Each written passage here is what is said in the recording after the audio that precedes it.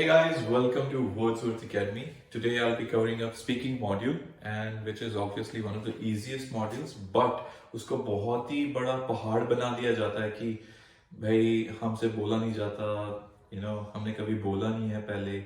So relatively school की mistake है क्योंकि स्कूल में कभी बच्चों को इक्वली अपॉर्चुनिटी नहीं मिलती स्टेज पे बोलने का, जहाँ एनुअल फंक्शन होस्ट करने का. सो that is one big flaw जहाँ पे हमारा एजुकेशन सिस्टम सक्सेसफुली हर बच्चे को स्पीकिंग एबिलिटी पे वर्क नहीं करा पाया, उनकी स्पीच नहीं डेवलप हुई. सो इसके लिए IELTS एग्जाम ने 4 मॉड्यूल्स प्रिपेयर किए जिसमें से एक स्पीकिंग मॉड्यूल है विच इज वेरी इंपॉर्टेंट.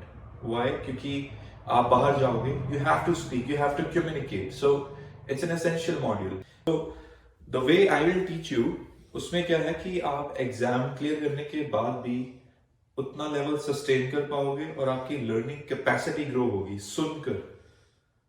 क्योंकि इमेजिन कीजिए अगर मैं आपको केरला भेज दूं 2 साल के लिए एंड वहां पे आप 2 साल रहते हैं और आप कोई लैंग्वेज क्लासेस नहीं लेते, बट आप सुनकर कितने सारे वर्ड्स, फ्रेजेस, छोटे स्टेटमेंट्स कॉपी कर लेंगे और बोलेंगे. आपको पता चल जाएगा कि भाई अगर ये लाइट है तो जो पंखा है उसको क्या बोलते हैं. सो हमारा जो एनवायरनमेंट है उसको हमने इम्प्रूव करना है, ऐसा बनाना है जिसमें हम ढलें, हमारी इंग्लिश इंप्रूव हो. So let's begin.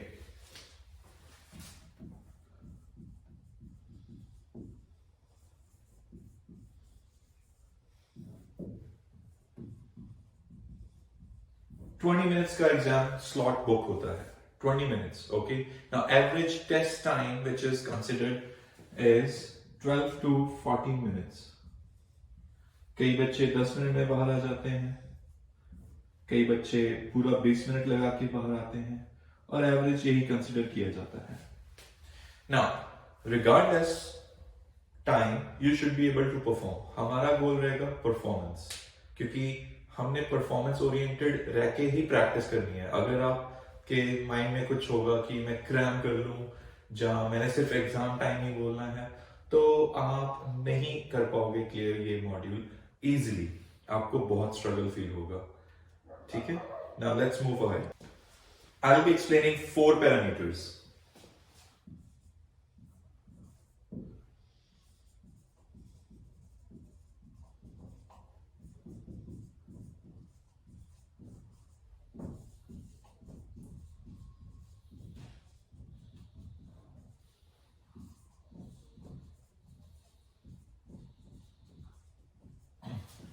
In 4 modules को आपको बहुत ही अच्छे से पता होना चाहिए. क्यों? क्योंकि इस पे आपको बैंड्स अवार्ड होंगे. Grammar, fluency, pronunciation and vocabulary. 4 parameters जिस पे ये आपको एग्जामिनर चेक करेगा. नाउ ग्रामर में देखो, इट्स वेरी ऑब्वियस कि आपको ग्रामर पता होना चाहिए. हमारा जो ऑनलाइन कोर्स आने वाला है उसमें ये स्टेप बाय स्टेप ब्रेकडाउन होगा जिसमें आपको ग्रामर सिखाया जाएगा और बहुत ही इजीली आप कैच कर पाओगे. ठीक है. नाउ ग्रामर में क्या होता है कि एक होता है कि यू मेक मिस्टेक्स, राइट. आपने वॉज की जगह वर बोल दिया. ठीक है. आपने ध्यान नहीं रखा कि सिंगुलर प्लूरल का और आपने ये मिस्टेक कर दी. जहां आपने मिस्टेक कर दी, चिल्ड्रन की जगह आपने चिल्ड्रंस बोल दिया, पीपल की जगह पीपल्स बोल दिया. सिली मिस्टेक्स बोलता हूं मैं इसको. तो सिली मिस्टेक्स आपका एक नुकसान करवा जाती है कि जो चीज आपको आती थी और आपने गलती से, जहां आपकी पुरानी आदत की वजह से गलत कर दिया परफॉर्मेंस में, नर्वस थे, ध्यान नहीं रहा, पुरानी आदत ठीक नहीं करी, तो पीपल की जगह पीपल्स बोल दिया. और ऐसी बहुत सारी और एग्जाम्पल्स दे सकते हैं. ठीक है. तो वो आपकी सिली मिस्टेक्स होगी जिन पे हम वर्क कर सकते हैं. बहुत ही इजिली वो ठीक हो जाती हैं. Okay. So that is one silly mistakes. ठीक है. आपकी कैच हो जाती है ग्रामेटिकल पैरामीटर में. Then there is accuracy. Now accuracy से मतलब कि सटीकता जो आपके माइंड में है वो सही से एक्सप्लेन नहीं होता. और ये वोकैबुलरी में कैसे रिलेट होता है? आपको एक वर्ड यूज करना था और आपने कहीं से 8-10 वर्ड कॉपी कर लिए जो मार्केट में चलता रहता है कि भाई ये वर्ड्स आएंगे, इससे बैंड मिलेंगे. फालतू की बातें, ध्यान मत दिया करो ऐसी चीजों पे. आपको वोकैबुलरी की जरूरत है, लेकिन 8-10 वर्ड्स करने चाहिए वाली बात गलत है. ओके. आपको वोकैबुलरी इंप्रूव करनी चाहिए. आपके पास वर्ड बैंक होना चाहिए। ये नहीं कि डिफिकल्ट वर्ड्स यूज करने से वोकैबुलरी पे बैंड मिलते हैं, जी नहीं। एक्यूरेट वर्ड्स यूज करने से और वैरायटी पेश करने से वर्ड्स की आपको बैंड मिलते हैं। तो आपने वोकैबुलरी वर्ड यूज करा और वो गलत तरीके से यूज कर लिया, तो उससे क्या होगा, वोकैबुलरी तो गलत हुई, ग्रामर भी गलत होगी, क्योंकि जो मीनिंग था वो भी गलत हो गया, राइट ना। एक्यूरेसी और सिली मिस्टेक्स पे आपको ध्यान देना है। एक और चीज, अपनी ग्रामर में वैरायटी रखिए। जैसे वोकैबुलरी है, ऐसे ही आपके पास जो ग्रामेटिकल अप्रोच होना चाहिए वो काफी वाइड स्पेक्ट्रम का होना चाहिए। अगर आप सिमिलर सेंटेंसेस यूज कर रहे हो बोथ राइटिंग एंड स्पीकिंग, और कहीं पे भी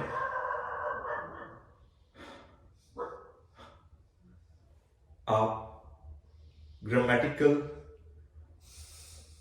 आपकी जो ग्रामर अप्रोच है वो बहुत वाइड स्पेक्ट्रम की होनी चाहिए। अगर आप बहुत ही सिमिलर अप्रोच रख रहे हो तो डेफिनेटली आपको बैंड्स नहीं मिल पाएंगे।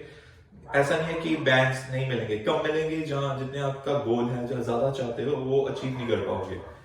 ऑलराइट ना, द नेक्स्ट वन, फ्लुएंसी। मैं इसको काफी प्राइमरी पैरामीटर मानता हूं, क्योंकि क्या है कि कई बच्चे जिनकी ग्रामर अच्छी है नेचुरली, एज एन घर में बोलते हैं इंग्लिश, या फिर स्कूल में अच्छी थी, उन्होंने अच्छी पढ़ाई करी है, लेकिन वो फ्लुएंट नहीं है, बार बार करके बात कर रहे हैं, ठीक है ना। यहाँ पे लाइन लिखी है तो मैं पढ़ के सुनाता हूँ। If you focus on obstacles you will only see obstacles, this is one line, right. if you focus on obstacles you will only, तो ये जो repetitiveness है और pauses आ रहे हैं वो आपके बैंड स्लो कर देंगे। In fluency you have to maintain a flow which is not very fast and which is not very slow.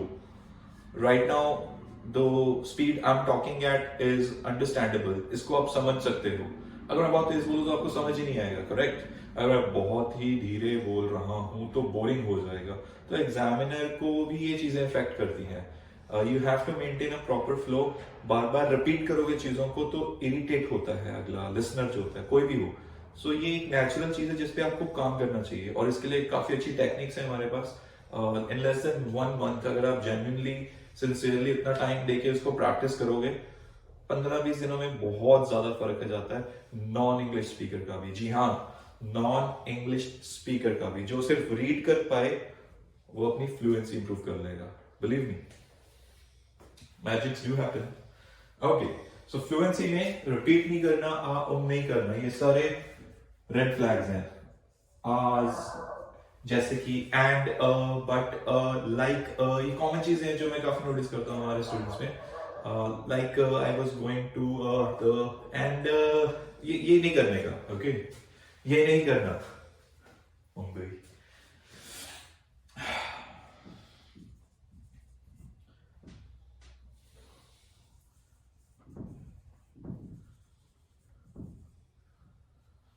ये सब नहीं करना, ओके। प्रोनाउंसिएशन वेरी इंपॉर्टेंट, जिसपे ध्यान नहीं दिया जाता। काफी सारे मैं देखता हूँ ऑनलाइन ट्यूटर्स हैं, काफी सारे मैं देखता हूँ यूट्यूब पे ट्यूटर्स हैं, बहुत फेमस हैं, लेकिन उनकी प्रोनाउंसिएशन खुद की इतनी गलत है। ठीक है, आपका 1-2-3 वर्ड होंगे जो आपको शायद आपको आदत है बोलने की, गलत हो सकते हैं, या गलत भी नहीं बोलूंगा, एक्यूरेट नहीं होंगे, चलता है। लेकिन हर बार हर वर्ड गलत बोल देना, इट्स नॉट राइट। आपको इसका बैंड मिलता है। So we have to make sure that you follow few things. अब अगर मैं बात करूं तो एक पूरा 1 साल का फोनेटिक्स का कोर्स कर सकते हो, एमए इंग्लिश कर सकते हो, फोनेटिक्स की आप पीएचडी कर लो, तो उसमें नहीं चाहेंगे, हमारे पास इतना टाइम नहीं है। लेकिन हम क्या कर सकते हैं, we can make sure of few things that you can take care of. So make sure you have tight lips. Tight lips is very important. अगर आपके लिप्स लूज हैं, जैसे हम हिंदी या पंजाबी, फ्रॉम पंजाब, सो अगर हम बात करते हैं ढीले मुंह के साथ, तो हमारे पेरेंट्स बोलते हैं भाई कैसे बोल रहा तू, है ना। बच्चे क्लियरली उनकी जो वर्ड्स हैं जो वो कहना चाहते हैं बोल नहीं पाते, तो एक बहुत बड़ी बैड हैबिट बन जाती है बड़े होके। ओ यार मुझे पानी देना, यार मुझे पानी देना, व्हाट इज दिस, ओ यार मुझे पानी पकड़ा दे, make sure you have tight lips. English में ट्राई करते हैं, can you pass me water. तो तेज बोलना, जहां अनक्लियर साउंड के साथ बोलना, can you please pass me water, ये आपकी प्रोनाउंसिएशन को बहुत ही ज्यादा लो शो करेगा. Can you please pass me that glass of water? Tight lips, very important. This is one tip that I can give you. So pronunciation में आपके words mixture नहीं होना चाहिए. Affect, effect, दोनों में फर्क है. क्या बोल रहे हो आप? इसका ध्यान दीजिए, बैंड कट जाएंगे. तो इसमें इतना ज्यादा कुछ नहीं है, लेकिन इससे फर्क बहुत पड़ जाएगा आपके 0.5 एक बैंड का. जी हाँ, जो मर्जी आप को कोई भी YouTube पे बोल दे कि speaking में grammar. No, it's not just grammar. It's about your fluency. I have students जिनका grammar excellent है. They are really bad at speaking. Speech is very important thing. This is the first thing. आपकी appearance के बाद जो second चीज दूसरा बंदा आपको देखता है वो आपकी आवाज है, आपके way of speaking है. So you make sure you work on it. This is really important. Now vocabulary. तो मार्केट में एक हवा है कि भाई 8 से 10 वर्ड ये वाले कर लीजिए. ये जो ये वाले कर लीजिए ना, वो गलत है. क्योंकि उसमें क्या होता है, बच्चे इंटरनेट से देख लेते हैं, जहां जिसने यूट्यूब पे डाले हैं वर्ड्स, उन्होंने एक्सप्लेन नहीं करे. ठीक है ना, उनका मीनिंग ज्यादातर क्या होता है, बच्चे, मैं नहीं कह रहा कि इंटरनेट पे इंफॉर्मेशन गलत है. प्रॉब्लम क्या है इंटरनेट से, बच्चे वोकैबुलरी वर्ड्स देख लेते हैं और उनको अगर आप ऐसे गाइड कर दोगे कि एज अ ट्यूटर कि ये वर्ड्स कर लो तो बैंड आ जाएंगे, तो वो गलत बात है. This is to all the YouTubers who are in this business, please don't do this. You can post vocabulary words, synonyms, antonyms, synonyms. You can post the vocabulary words कि हाँ सीखे बच्चा, लेकिन अगर आप सिखाने में सही नहीं उनको बता रहे हैं तो वो उनका गलत यूज कर लेते हैं. राइटिंग में बहुत बड़ी प्रॉब्लम आती है, स्पीकिंग में बहुत बड़ी प्रॉब्लम आती है इन चीजों की. और वही वर्ड्स अगर रीडिंग में आ जाए तो वो उनको गलत मीनिंग में ले लेंगे. तो आप फायदा करने की जगह नुकसान करवा रहे हो बच्चे का, क्योंकि बच्चा खुद सोच नहीं रहा. तो most of the cases students अपना दिमाग कम लगाते हैं, दे बिलीव इन अस. तो हमारा ड्यूटी बनता है कि वो सही से अंडरस्टैंड करे इस चीज को. ठीक है. तो सबसे बेस्ट अप्रोच रहती है कि सिनोनिम करो. पर्यायवाची शब्द जो हमने हिंदी में करे हैं, पंजाबी च भी कीते हैं, हर भाषा च हुंदे आ. सिनोनिम करो, बहुत ही ज्यादा फायदा होएगा ਤੁਹਾਡਾ. ठीक है. सो ਇਹਦੇ ਵਿੱਚ ਮੈਂ ਤੁਹਾਨੂੰ ਇੱਕ ਐਗਜ਼ਾਮਪਲ ਦੇ ਦਿੰਦਾ, ਬਹੁਤ ਹੀ ਸਿੰਪਲ ਐਗਜ਼ਾਮਪਲ ਹੈ, ਤੁਹਾਨੂੰ ਚੇਤੇ ਵੀ ਰਹੇਗੀ, ਤੁਸੀਂ 100 ਵਾਰ ਇਹ ਚੀਜ਼ਾਂ ਪੜ੍ਹੀਆਂ ਵੀ ਹੋਣਗੀਆਂ. ਮੈਂ ਤੁਹਾਨੂੰ ਥੋੜਾ ਉੱਪਰ ਲਿਖ ਕੇ ਦਿਖਾਉਣਾ. ਜਿਹੜਾ ਸਾਡੇ ਕੋਲ ਇੱਕ ਵਰਡ ਹੈਗਾ ਇੰਪੋਰਟੈਂਟ. ਠੀਕ ਹੈ. ਹੁਣ ਆਪਾਂ ਦੇਖਦੇ ਹਾਂ ਕਿ ਇਹਦੇ ਕਿਹੜੇ ਵਰਡਸ ਹੋ ਸਕਦੇ. ਮਤਲਬ 10 ਸੈਕਿੰਡ ਦਿੰਦਾ, ਤੁਸੀਂ ਸੋਚੋ ਆਪਣੇ ਮਾਈਂਡ ਦੇ ਵਿੱਚ. 10 9 8 7 6 1. In a time nahi hunda, be fast. So significant, essential, indispensable,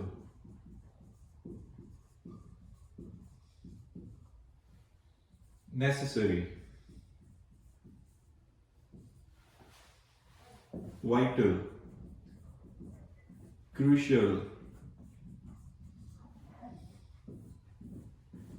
कितने हो गए? इंपॉर्टेंट तो साढ़े को significant, essential, indispensable, necessary, vital, crucial.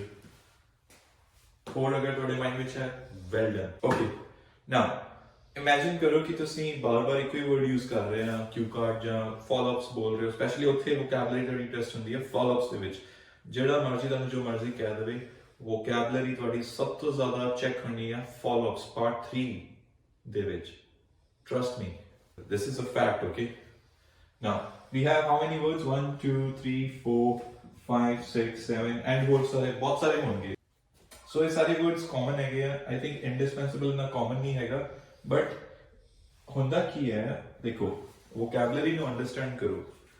ਤੁਹਾਡੇ ਜਿਹੜੇ ਤੁਸੀਂ ਆ word ਸਿੱਖੇ, imagine ਕਰੋ ਤੁਹਾਡੇ ਕੋਲ 7 words ਹੈਗੇ, and ਤੁਹਾਡੇ ਜਿਹੜਾ listener ਹੈ, ਤੁਹਾਡੇ ਆਲੇ ਦੁਆਲੇ ਲੋਕੀ ਹੈ, ਉਹਨਾਂ ਨੂੰ ਵੀ ਇਹਨਾਂ ਦਾ word meaning ਪਤਾ ਹੈਗਾ, ਪਰ ਉਹ ਜਿਹੜੇ words ਹੈਗੇ ਇਹ ਉਹਨਾਂ ਨੂੰ all the time ਨਹੀਂ ਯਾਦ ਰਹਿੰਦੇ, ਇਸ ਲਈ ਉਹ ਸਾਡੀ normal day to day life ਵਿੱਚ use ਨਹੀਂ ਹੁੰਦੇ.